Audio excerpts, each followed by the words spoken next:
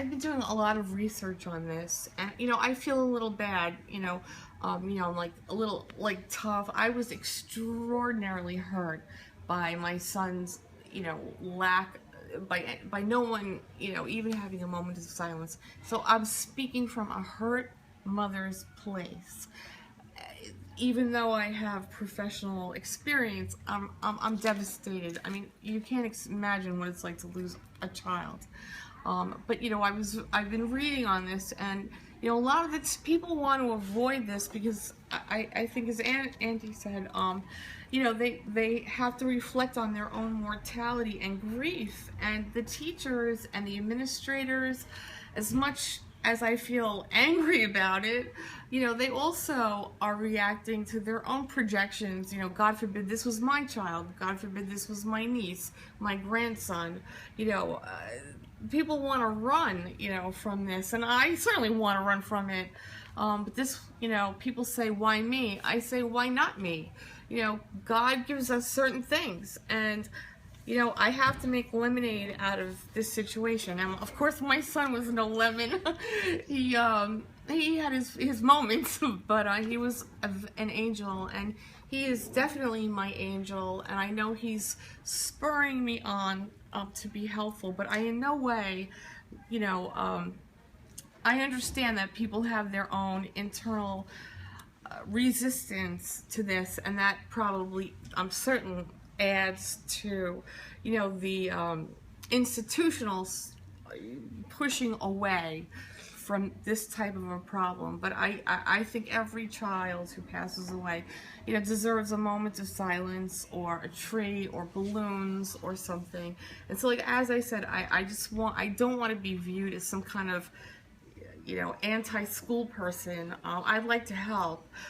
It just, I was very, very hurt by the way we were treated. And we have a number here. Sure. If anybody is having a problem, I put this on my Facebook page, but you can look it up as well under the AFSP website. But there's a suicide prevention lifeline. It's 1-800-273-TALK, TALK. And if you're a veteran, you can press 1. And of course, that's a whole nother issue.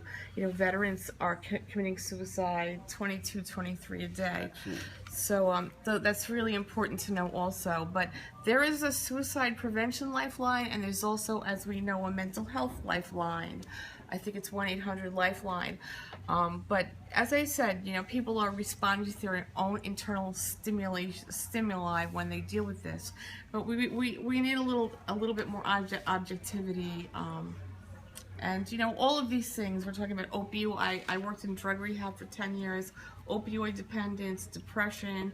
It's all, stuff Mental to get health. us away from our feelings of alienation. And, the more alienated we feel, because we're using these devices or drugs, the higher the suicide rate is. I don't know if you remember Emil Durkheim when you were in sociology class.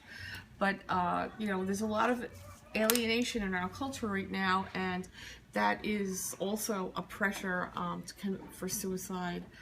So as I said, I'm a mother, and and Grace here is still, and she's like my new daughter. But she was very good to my son, and he loved her very much, and I'm very grateful that he had such a good experience with her. So he had a good life. It just was too short, and affected by disease, a brain disease. Absolutely.